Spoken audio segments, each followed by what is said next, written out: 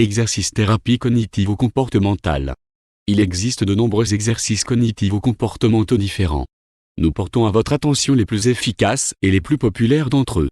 Découvrons donc ensemble les exercices de thérapie cognitivo-comportementale. Qu'est-ce que la thérapie cognitivo-comportementale ? La thérapie comportementale et la thérapie cognitive sont apparues indépendamment l'une de l'autre. Au cours des 15 dernières années, les deux thérapies sont devenues plus intégrées l'une à l'autre. Aujourd'hui, elles sont souvent considérées comme une seule et même type de psychothérapie, la thérapie cognitivo-comportementale ou TCC. Thérapie cognitive. La thérapie cognitive est principalement basée sur l'influence de la pensée sur la vie émotionnelle et l'action. Ceux qui considèrent généralement les choses et les événements importants de leur vie d'un point de vue négatif deviennent plus facilement anxieux, sombres ou irritables, ce qui entraîne tous les comportements négatifs. Thérapie comportementale. La thérapie comportementale se concentre sur le comportement du patient. La façon dont quelqu'un agit détermine en grande partie ce qu'il ressent. Ceux qui sont enclins à éviter certaines choses par peur renforceront souvent leur peur plutôt que de la réduire. De plus, ceux qui ne savent pas comment exprimer au mieux leur opinion sont plus susceptibles de devenir anxieux ou irrités. Ceux qui n'ont pas appris à se contrôler seront facilement victimes de leur propre impulsivité. Sur quoi repose la thérapie cognitivo-comportementale ? L'un des principes clés de la TCC est que la pensée déformée conduit à des situations pénibles et à des comportements problématiques. Tandis qu'une pensée réaliste, avec moins de négativité, permet aux gens de réagir efficacement aux circonstances difficiles de la vie. La recherche montre que cette technique est une thérapie efficace non seulement pour la dépression et les attaques de panique, mais aussi pour de nombreuses maladies et comportements dysfonctionnels. Les séances de thérapie cognitivo-comportementale réussies consistent en un partenariat sain entre le professionnel et le patient. Comment fonctionne la thérapie cognitivo-comportementale ? Le but de la thérapie cognitivo-comportementale est de changer la pensée et les comportements qui empêchent des résultats positifs. Les perceptions erronées cognitives peuvent conduire à des comportements malsains. Lorsqu'une personne vit un événement stressant, des pensées automatiques lui viennent à l'esprit et peuvent entraîner des humeurs et des émotions négatives. Cette mauvaise pensée devient une chaîne de rétroaction négative, à moins qu'elle ne soit brisée et testée par la réalité. Le thérapeute cognitivo-comportemental aide l'individu à reconnaître comment la pensée déformée affecte directement les humeurs et les émotions, et enseigne comment changer les schémas de pensée rigides. Par exemple, une personne atteinte d'une phobie dentaire craint d'aller chez le dentiste parce qu'elle pense qu'elle ressentira une douleur intense ou même la mort à la suite d'une intervention dentaire. La peur peut avoir été déclenchée par une expérience négative dans la petite enfance.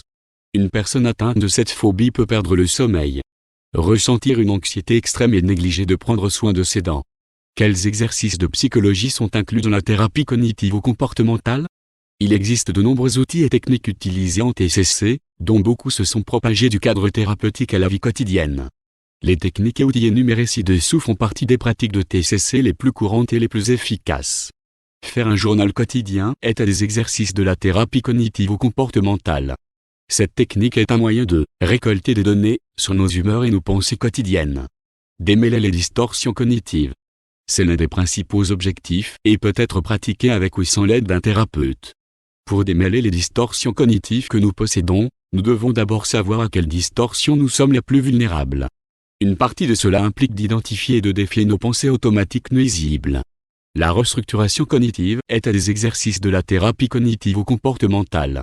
Une fois que vous avez identifié des distorsions ou des opinions inexactes sur le monde dans lequel vous vous trouvez, vous pouvez commencer à découvrir comment cette distorsion a pris racine et pourquoi vous en êtes venu à y croire. Lorsqu'une croyance destructrice ou nuisible est découverte, on peut commencer à la contester. Prévention de l'exposition et de la réponse. Cette technique est particulièrement efficace pour les personnes atteintes de troubles obsessionnels compulsifs. Cela peut être pratiqué en vous exposant à tout ce qui provoque normalement un comportement compulsif, mais en faisant de votre mieux pour vous abstenir de vous comporter de cette façon. Exposition interoceptive. Cette technique est destinée à traiter la panique et l'anxiété.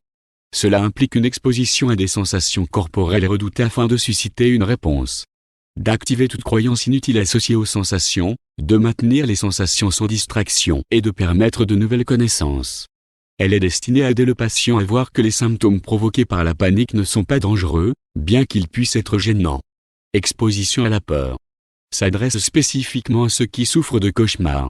Cette technique s'apparente à l'exposition interoceptive en ce sens que le cauchemar est évoqué, ce qui fait ressortir l'émotion pertinente. Une fois l'émotion apparue, le patient et le thérapeute travaillent ensemble pour identifier l'émotion suscitée et développer une nouvelle image pour accompagner l'émotion souhaitée. Reproduire la peur jusqu'au bout. Cette technique est particulièrement utile pour ceux qui souffrent de peur et d'anxiété. Dans cette technique, l'individu vulnérable à la peur ou à l'anxiété paralysante mène une sorte d'expérience de pensée, dans laquelle il imagine le résultat du pire scénario.